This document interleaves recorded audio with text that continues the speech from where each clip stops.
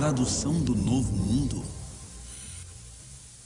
A Bíblia produzida pelas Testemunhas de Jeová, chamada Tradução do Novo Mundo, causou muita controvérsia.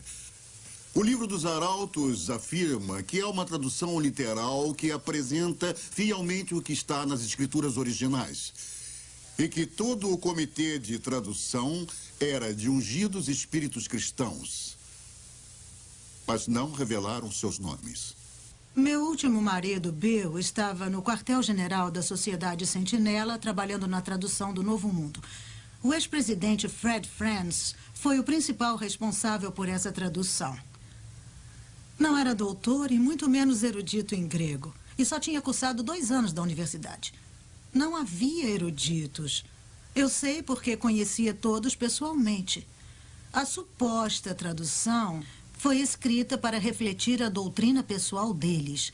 E o livro dos Arautos não diz a verdade quando afirma que essa é uma tradução literal do grego original. O único grego original que conheço é Jorge Ganges, do Comitê Secreto de Tradução. E ele não era erudito, disso eu tenho certeza. Ele mesmo me contou que antes de juntar-se a nós, era cozinheiro em Columbus, em Ohio.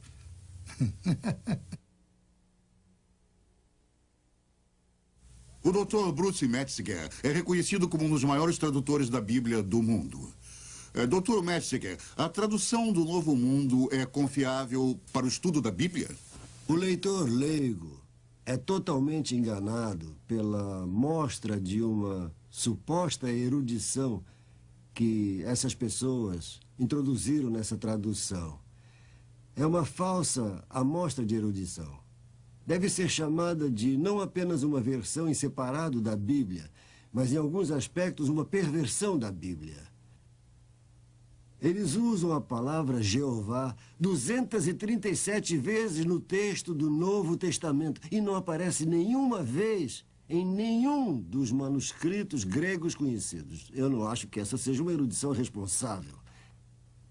Mas ainda pior, em relação à pessoa de nosso Salvador Jesus Cristo, tentaram todas as vezes que podiam denegrir o status de Cristo de eterno Filho de Deus para um ser criado.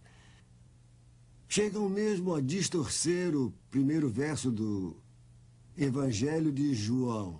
No princípio era o Verbo, e o Verbo estava com Deus, e o Verbo era Deus.